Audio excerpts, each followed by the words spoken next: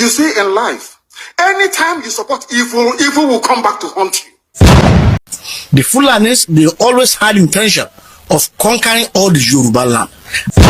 You see, in life, anytime you support evil, evil will come back to haunt you. You have Emma Sokoto. They are Fulanis. They are Fulanis. They are not the original owner of the land. Fulani are now saying that Yoruba forest is now their irreversible home.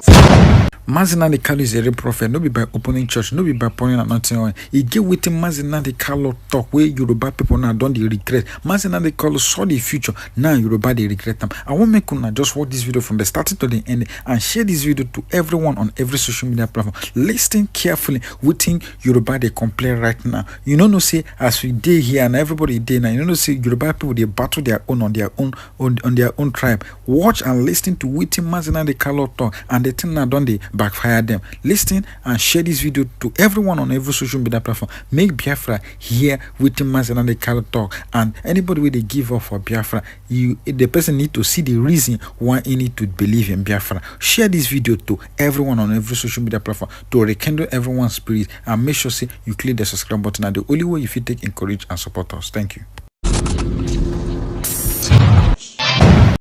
The Fulanis, they always had intention of conquering all the Yoruba land, and without Balogun law, they would have been ruling us the way they did in northern part of Nigeria. The Hausas were conquered. So when we now talk of Hausa Fulani, there's nothing like that. But because they were conquered by the Fulanis at that time, that's why the Fulani is now the Hema. Most of the places now you have Emma of Kanu, you have Emma of Sokoto. They are Fulanis. They are Fulanis. They are not the original owner of the land. They try it in Yoruba land. But our forefathers, Balogun suppressed the insurrection of the Fulani at the Battle of Osogbo in 1840. But they captured the Yoruba land. Yes, they captured it through deception. You see, they betray Afanja. Afanja trusted them because they projected themselves with their religion, and he allowed them. He accommodated these people. He accommodated them because he thought, well, maybe they will bring peace to the land, but they had ulterior motive. So through his trust in the people of the Fulani extracts, they betrayed him and they took Ilorin from the Yorubas. Did Afanja betray Yoruba land? It may appear so.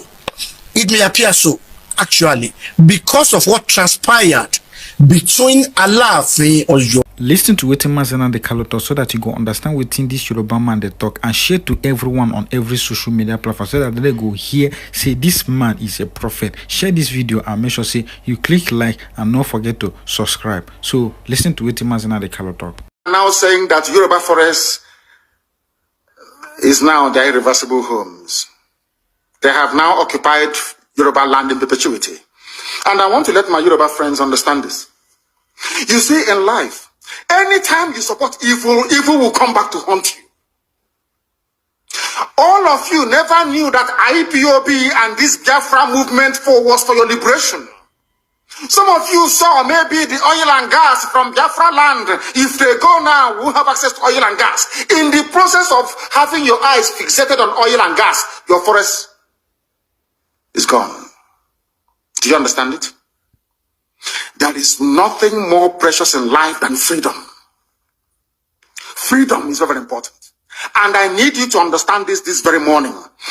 Every Yoruba person supporting Fulani, you are setting up yourself to become like the Hausa people. Remember when Hausa was supporting Fulani? We are Hausa Fulani, we are Hausa Fulani. Where are the Hausa people today? I ask you. Where are those Hausa people today? Do you see them anymore? They're saying we are Hausa Fulani, we are Hausa Fulani. Do you see them again today? Do you see them? I'm asking you. No, because Fulani have completely overwhelmed them. It's called emasculation. Completely emasculated them. Look at what they're doing in the East. In the East, they come to the East, they will tell you, oh, you want to be the president or vice? Yeah. They say, give us land for Ruga. They give them land. As soldiers of Kanu did that law Banta. They've taken it over in forever and ever. Give us land in your state. Hope most of them are prove to us that you are stood to give us land in Olu. Hope most of them will give them land in Olu. We can go and kill people in Obi. We can kill for them. How many Fulani governors are prepared to kill bandits. I didn't say normal people. I'm talking about armed, dangerous bandits. How many Fulani governors? Go and read your newspapers, you will see it there. Fulani governors are negotiating with them, giving them arms, giving them vehicles, making sure that their life is no longer a misery. But see, they come down to the south. They tell you, give us land for Ruga. Go and kill your people to prove to us that you're one Nigerian. That was why Obi was talking rubbish. Was yesterday or 2 days ago. Supported by the BBC. The problem you people have in Nigeria is this. Your journalists, you see people, Punch newspaper, Tribune, Vanguard, and Nation, they are your second worst enemies. I'm telling you the truth. They can never ever be objective in their reportage. Never, ever, ever. That's why all of you are suffering. But you don't know it. They were the same people used to scuttle the NSAS protest. Of course, some of you went about looking for Indomie in warehouses. Typical black people. Any revolution that is coming now, you must stand very firm. They'll say, oh, you're Igbo. Oh, you're Yoruba. Oh, you're from Youruba. Don't join them. It's our turn in 2023. If you do this, you will scuttle our chances of becoming the president in 2023. Ask yourself, all of them that have been president from time immemorial, what benefit has it brought to you as a human being? Absolutely nothing. Look at them now. How they have now descended on Yoruba people, asking them to concede. Give us your forest. We must graze. We must do this. We must do that. And slowly, before your eyes, they are giving in. They are capitulating. They are allowing them to. If you don't give it to us, Tinubu will not be president in 2023. Tinubu won't be the president. That's what I'm saying to you. And foolishly, you will agree and hand over your land to them. And once they take your land over from you, look at Hausa. Is there any Hausa governor today? Is there any Hausa emir? Is their land though? Katsina is Hausa land.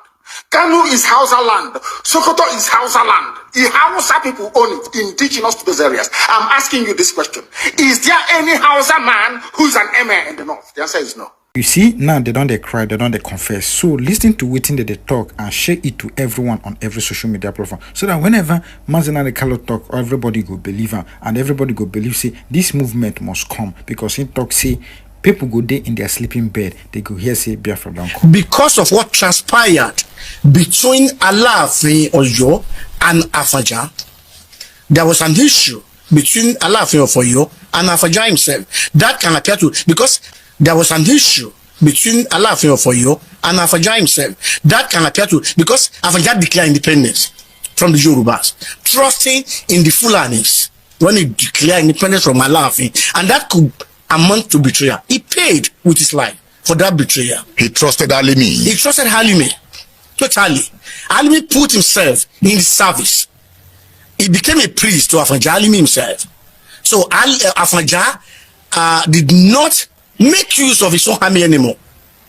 There was alliance in Yoruba land, including the Gogo, the Onikoyi of Ikoyi. They all form alliance to fight the enemy. But Afaja now rely on the soldiers of the Fulanis. So they betray him because they have their own motive.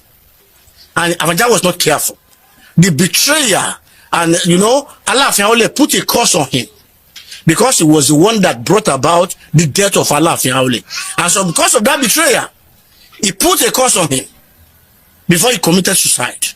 After Oyo was besieged, led by Afaja. So now, Aole now put a curse on Afaja before he died. And so that curse now came to pass when the Fulani betrayed him and killed him. Now, we've always said Islamization. Nigeria, there are people bent on Islamizing Nigeria. So I've been thinking, suppose we are describing the narrative using the wrong words. Suppose it is actually a Fullanization agenda and not an Islamization agenda. Islam to me is just like a peg.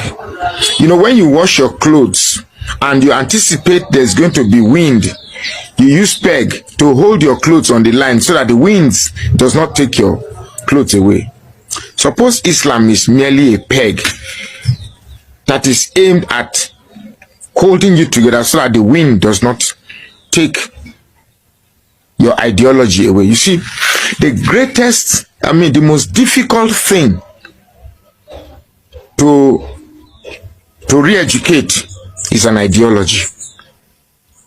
Now, suppose we replace the idea or the apprehension that there are people that want to Islamize Nigeria to there are people that want to Fullanize Nigeria. And by Fullanizing is by redirecting the instrument of power to the hands of the Fulanis. Now, let me take you to a small journey. Part of this journey I had described before. During Jonathan and Buhari, remember the infamous statement that the dogs and the baboons will be soaked in blood. And Jonathan, at that time, felt he was alone. Nobody wanted to hear from him because the Southwest media have already described him as a weak, drunkard, sheep, and all the negative narrative. I don't want to go back so that I don't elongate this video longer than it is necessary. But we all know, right? Okay. Then Buhari came into power. Remember all the cattle ranch, all the ruga, all the livestock, whatever, and all the nomenclatures invented just to establish the Fulani dominance in Nigeria. I will still not forget a particular video I saw where Buhari opened the borders for myriads of Fulani indigenous, non-skilled workers, non-skilled individuals that trooped into Nigeria. Where are they? There was a time that we had them on the streets running after you, using their children to run after you, dragging your clothes to give them money. Suddenly, they have disappeared. No, they have not disappeared. They've blended in perfectly with you.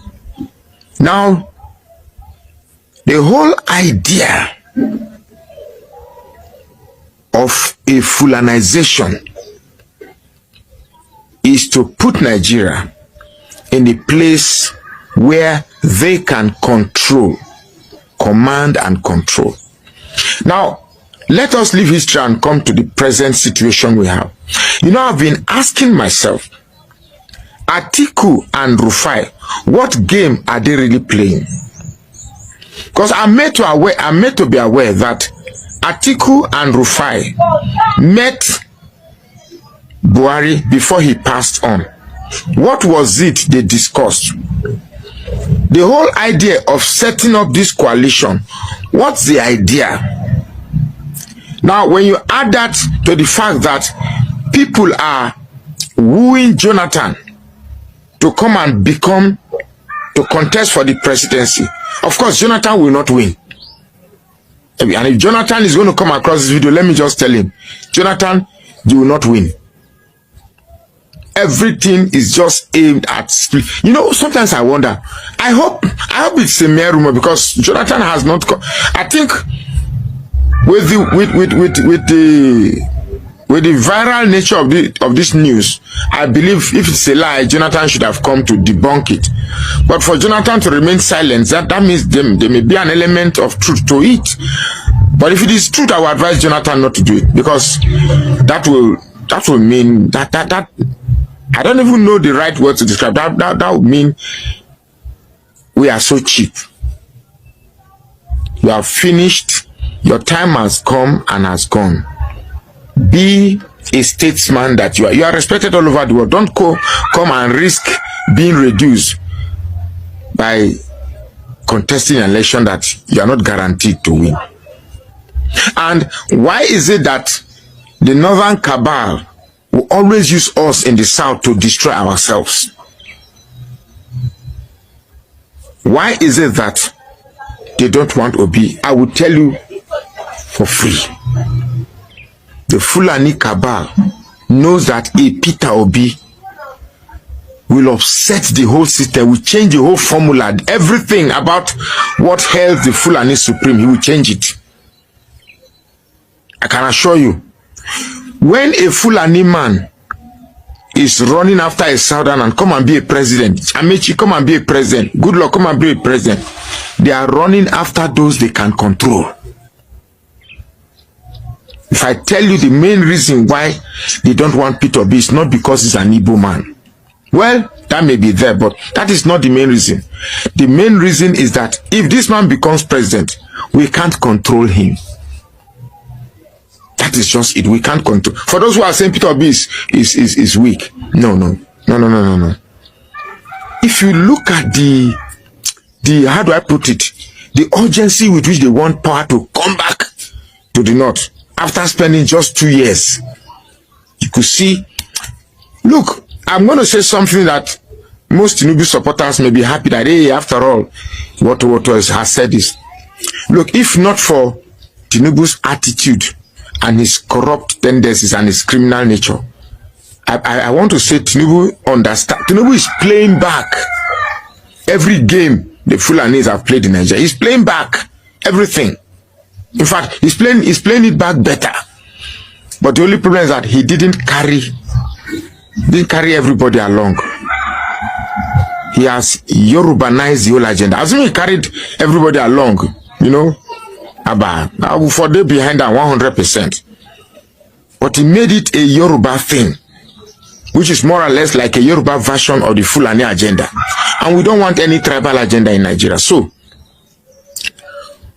what is happening is that a Peter Obi is the biggest cog in the wheel of the agenda of the Fulani man. Even those, our Hausa brothers that are saying that they've been reawakened, they are not really, they realize, yes, that the Fulani, this merger with Fulanis have not benefited us. Time to revolt against this union. But the biases they've sown in your heads over the years, hate the Igbos, hate the Christians, part of it are still there. So it will do well for you to, you know, obliterate or delete those biases. Then we'll be sure that truly you have been awakened. But right now, if there's any meeting that has been made to say that an Igbo man will not be president, you let us know so that we'll keep our peace. Because obviously we can't continue the way we are. Just because somebody belongs to a certain region, a certain ethnicity, a certain religion, it doesn't matter if he has all the good underpinnings to turn this country around and say, no, we should not vote for him, we should vote for thieves and criminals because they belong to the acceptable tribe, the acceptable regions, the acceptable religion. No, Nigeria cannot work like that. A Fulani man ruled this country for 8 years. It is sheer preposterously it is a sheer preposterous effrontery. It is a sheer preposterous effrontery for another Fulani man to be showing his attention after 2 years. Now there must be something there. There must be something. And if you are a Nigerian, you are, to be very frank, all those kicking against Peter Obi, yes, I'm not happy, but I'm not angry with you. You are just a victim of a narrative that have shaped your mind over the years to hate a certain tribe. You're just a victim. Your mind is a victim of narratives shared to you that, Igbos will break this country. I will not allow it. You're just a victim. So with that, I feel pity for you. But for me, I want a country where I can fill my car, I can go to the market and feed my family. I don't necessarily want anything from the government except a good life. A leader that can bring policies that I can physically see that is transforming this country. So what do you want? For us to continue in this feeding and eating on propaganda that bears no physical development on us, or to embrace genuine development that you can actually see? Let's look at the Fulani question clearly. Yes. Where is the Fulani question taking Nigeria?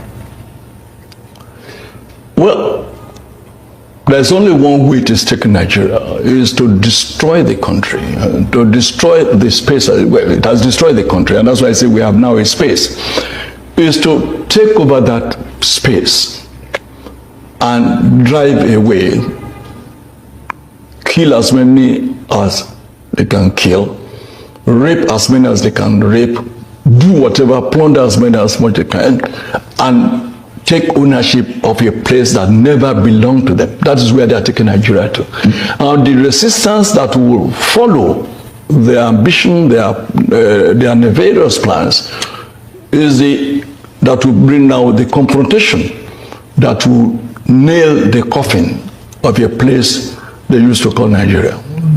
It will nail it? Oh yes, certainly. There's already a coffin? Certainly, certainly. There's no doubt in my mind. The Fulani, they may be politically savvy because of their advisors in Britain and US, but they are too unintelligent to want to take over the space called Nigeria. They are too unintelligent to think that they can ever become owners of this place. It's just not possible. Is that not a conspiracy Intelligent theory? people will not attempt. Any intelligent people who cannot take over ordinary Biram in Plateau State, who have tried for more than 25 years and they have not been able to conquer Biram, just Biram, and take it over, who have never dared to attack a single village in Lantan, will now dream that they can overrun the entire Igbo land or overrun a Yoruba land. But where is that theory coming from? Which theory? This theory of Fulani wanting to take over our land. Is it not a conspiracy theory that might tear us apart? No, it's not a conspiracy theory. They tried in Plateau. Plateau is almost 100% a Christian place. Bauchi is about 80% Christian. Nasarawa is about 90% Christian. Niger State is about 60% Christian. But see what is there now.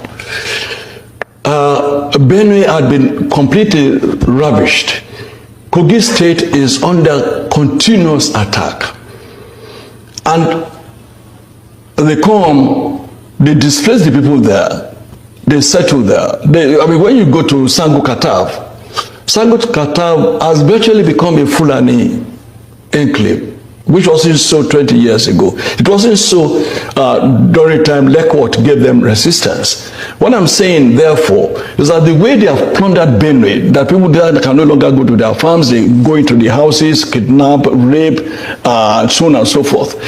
The plan is to continue, once they will have taken over the whole place, is now to move downward south. That they've now moved to the east, they've moved to south, they've been killing people in Delta, they're doing the same thing in Yoruba land. Let me land.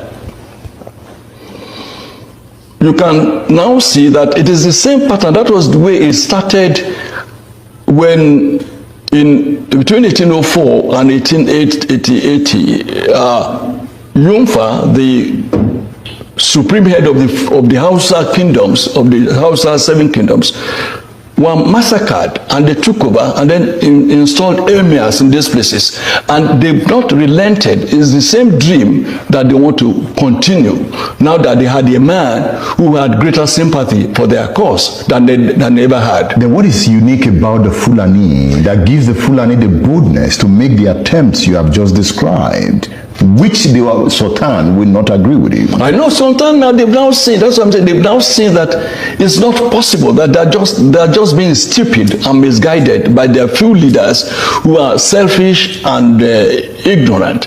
Who are you? 6 million of you. Who are you? What is it as emboldening you that you continue this? I have an objection.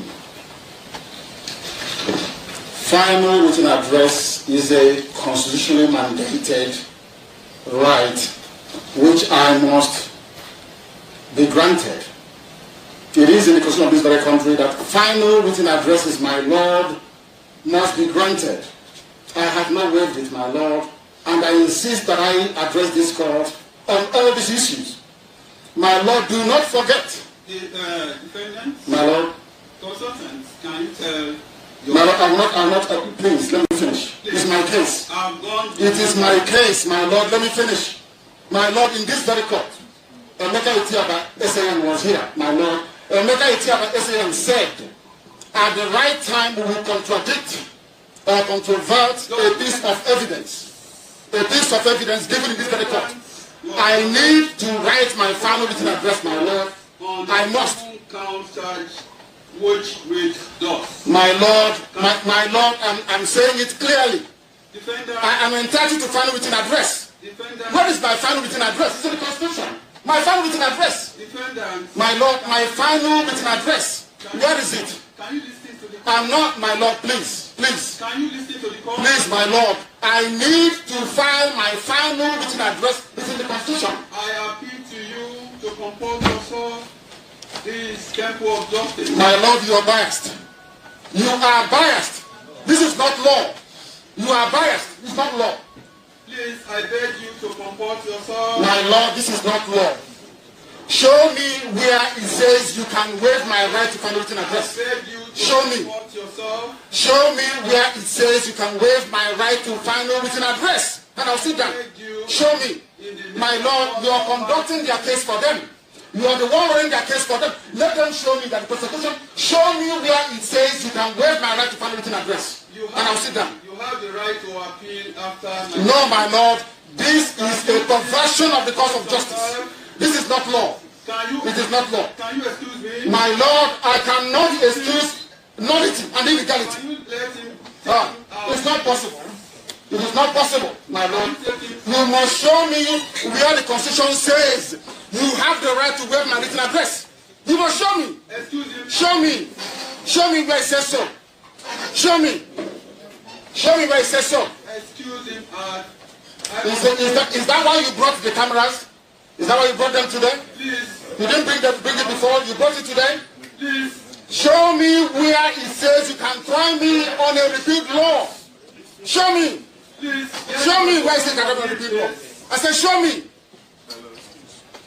Show me.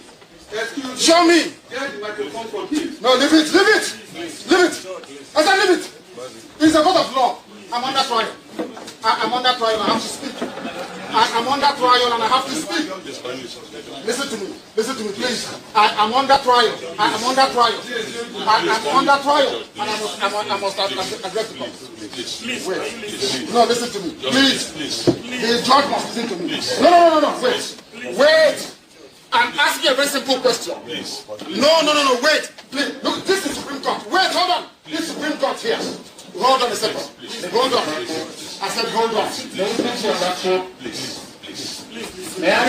is not a court of law. It's not a court of law. What you're doing is not law. You don't know the law. Show me. I said, show me where you have the right to waive my right to final address. Show me. It's what the Constitution says. Show me. Show me. You cannot show me. I'll come back. You cannot show me. Can you please? You cannot show me because you don't know the law. You can't show me. Wait, hold on a second. Don't touch me. Don't you dare touch me. People who don't know law, pretending to know law. Show me where it says you can waive my right. Show me the place I'm asking you. Show me. Show me. Show me. Which law says you can try me an unwritten law? Show me. You cannot show me. And you're a judge. You claim you're a judge. You don't know law. You don't know law. Nonsense. Where is the final written address? Where is it? Which law gave you the right to waive my final written address?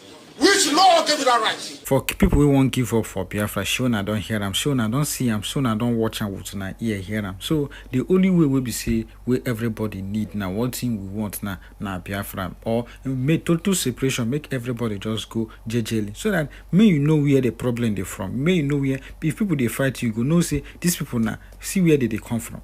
That's not how you go just jump out people know different ethnic group for one particular place and expect say they go there united. You know, even family self or family and other family, they get issue. Talk more of people will be saying, you know, they even hear their language. So when I don't hear them now, once now they color don't they talk them, everybody know they hear. So when I don't watch and I don't listen, they believe say this man a true prophet we would they talk about. The prophet we would they talk, the prophet of our time. Now man now they call. So I not go just talk much now. And you know, don't use on I watch them and share it to everyone on every social media platform so that they go know that anything, any current conversation, our mind should be say Biafra must come.